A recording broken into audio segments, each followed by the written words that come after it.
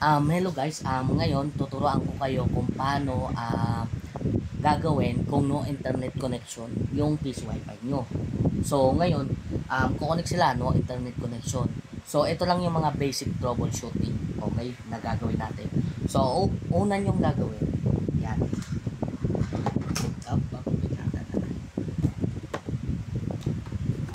So, una yung gagawin sa PC Wi-Fi nyo pag no internet connection. So, patayin nyo muna yung PC Wi-Fi. Okay? So, ayan. Tanggalin nyo sa saksak yung PC Wi-Fi. Then,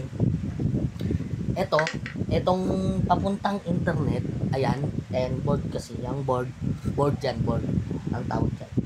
Yung papuntang internet, tanggalin nyo yan. Unplug nyo. Unplug nyo yan. Yan. Tapos, tanggalin nyo din yung sa modem nyo. Sa modem, sa PLDT, Converge, or Globe. So, ganun lang gagawin nyo guys. Tanggalin nyo lang. Ayan. Ayan. Meron kasi mga case na minsan nahihila siya. Tapos, lumuluwag. Kaya yun. Kaya no internet connection. Yung bendo natin. So, ganun lang guys. Patayin nyo muna yung bendo.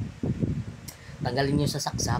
Tapos, i-unplug nyo yung mga LAN cable na papuntang modem at saka dito sa board ng PC Wi-Fi. Okay? So, ibalik na natin. Eto. Ganun lang. Tanggalin nyo lang. Yan. Yun.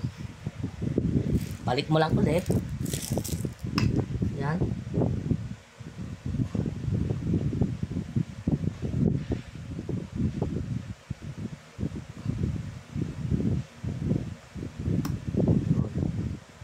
So, ganun lang guys. Saksak nyo na ulit yung PC Wi-Fi nyo. Ganun lang ang mga case ng ating no internet connection PC Wi-Fi. Okay?